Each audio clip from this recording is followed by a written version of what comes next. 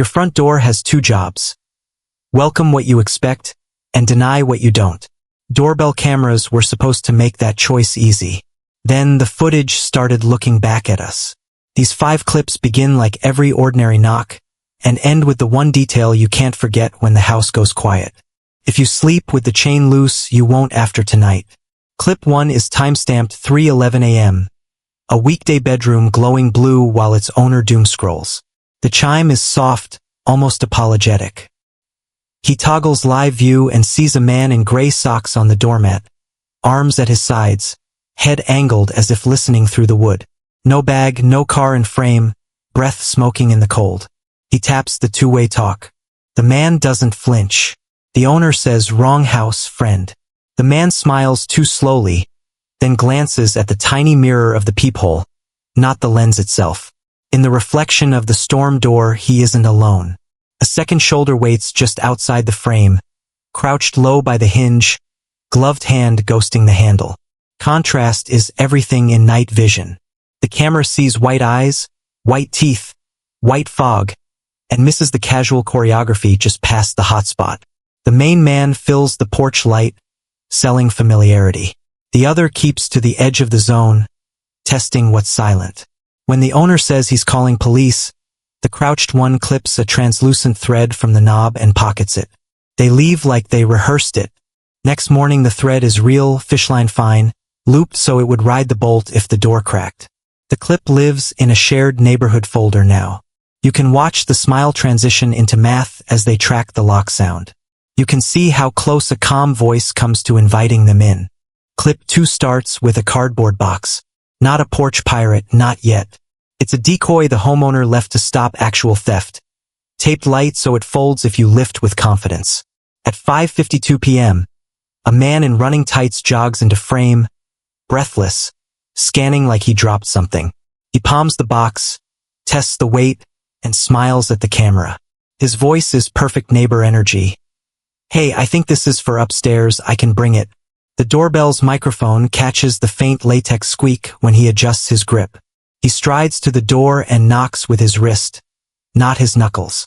When the owner answers through the speaker, the jogger says he'll leave it on the mat and does.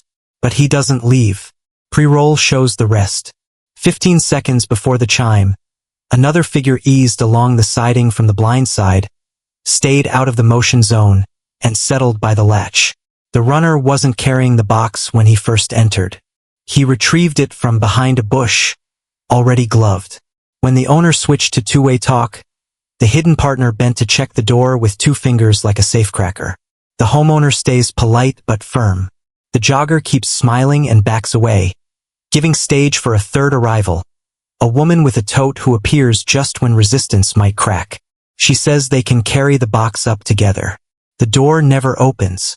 Later, the owner overlays the timestamps and sees the trio hit 3 houses in 7 minutes, rehearsed like a route.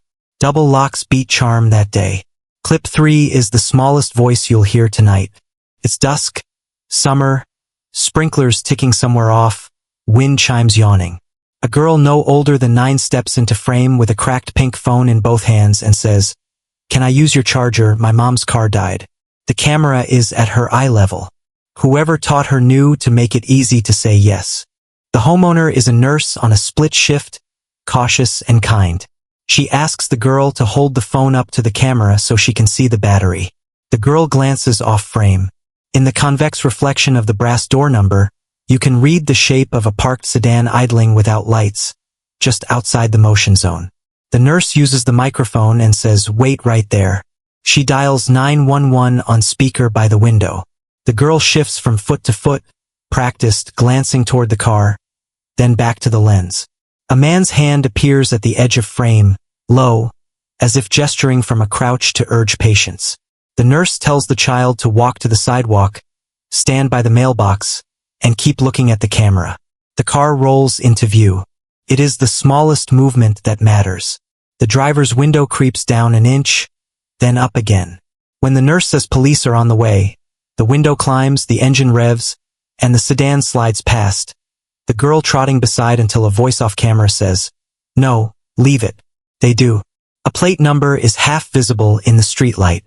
It was enough for a follow-up call. None of these people tried to kick a door. They tried to talk one open or make you open it for them. That's why the footage creeps after you switch off your phone. You recognize your own voice in the background, being helpful. You recognize the porch light, the welcome mat, the 100 small normal things that make the wrong knock sound polite. 2 more clips remain, and both begin with the one phrase that almost opens any door. Official business. The difference between a uniform and a costume is $12 on the internet and a stranger's confidence. Your camera knows the difference only when you zoom in and see what the badge fails to reflect. Next, the knock is firm, the voice calm, the logo convincing, and the tell is tiny. A radio that never answers, and a partner who never once glances at the lens watching them ever.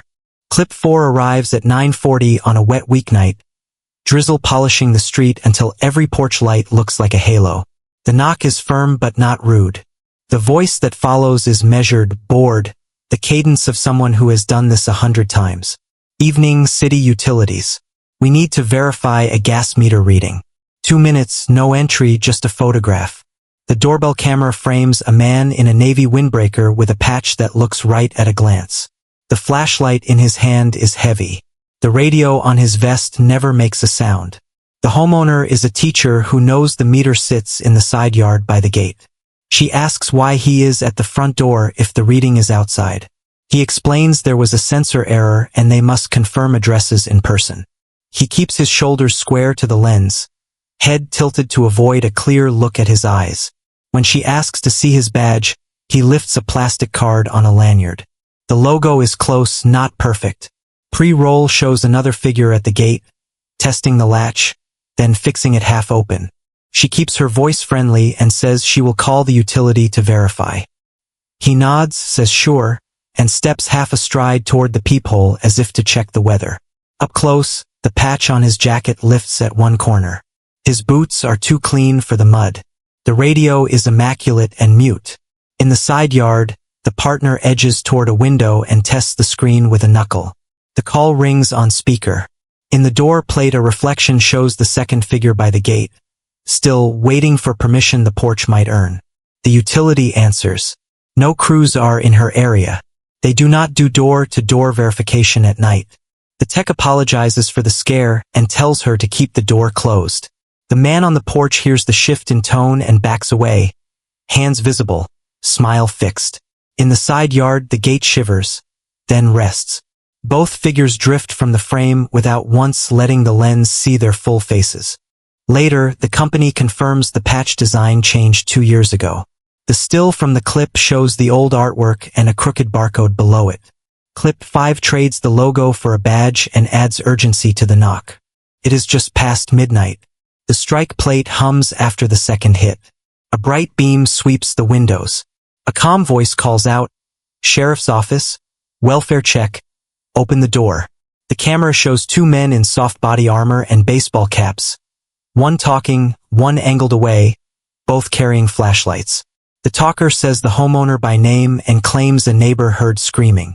The partner never looks at the lens. He chooses a point just left of it and keeps his jaw locked there tonight. Authority is the key that fits too many locks. The homeowner uses the two-way and asks for the dispatcher's call sign. The talker gives a number too fast, like a student reciting a line. His radio never clicks. Their belts hold only lights and gloves. No sidearm, no spare magazines, no tourniquet, no weight. Pre-roll reveals their car when a neighbor turns down the block. It is a gray sedan with no light bar, a rag folded over the plate. The talker cups a hand over the lens for a second, as if he needs to peer inside. Inside, the homeowner dials 911. The dispatcher checks the address and says there are no units at her home. She is told to remain inside and keep speaking through the door. The men knock again, louder, then test the handle as if sympathy might have loosened it. The talker warns refusal can lead to forced entry. The first time his voice strains. The partner slides to the hinge side and stands too close for someone who expects the door to open. When she says deputies are on the way, both men turn together and drift out of frame. 2 minutes later, a marked cruiser rolls slow past the house and idles. The dash camera records 2 silhouettes turning a corner a block away. The deputy wipes the lens with a sleeve and notes the most telling absence in the clip. During the minute and a half the imposters stood on the porch, the true radio traffic in the area was constant. A buzz on the wind even through closed windows. Outside by your door, there was not one stray squelch. That is how authority failed, not loudly, but in the quiet where confidence should have made a sound. That is where the night ends, not with a crash or a chase, but with a door that stays shut and a house that refuses to invite its own trouble. Later, the homeowner finds a flimsy business card under the mat, a seal that bleeds when it gets wet. The deputy takes it and leaves a report number. 5 moments, 5 versions of the same request. None tried to break in. All tried to be welcomed. The creep lives in the choreography, the touch on a latch, the practiced smile, the partner hiding just outside your camera's warm little cone. Tonight, if the chime rings softer than it should, do what the footage taught. Speak, do not step. Verify with a call you place yourself. Leave the deadbolt set. Set the second lock too. Stand where the lens can see you and let the red ring do its job. Remember the thread that learns your latch, the decoy box, the child asked to borrow your charger, the badge that never talks to dispatch. Your front door was built to welcome and deny. Let it deny with grace. Let the camera catch the question before it becomes a hand on wood.